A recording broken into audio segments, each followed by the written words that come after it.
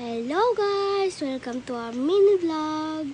Kami po ay pupunta sa Santolan Town Plaza para manood ng The Little Mermaid. Ayan po, naglalakad po kami kasi malayo po yung sakayan sa aming bahay. Layo ko na po. Lakad!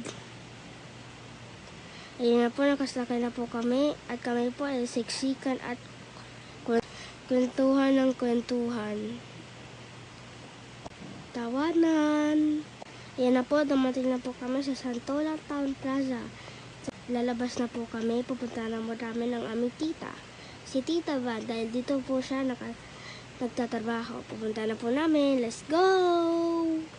Pupunta na po namin.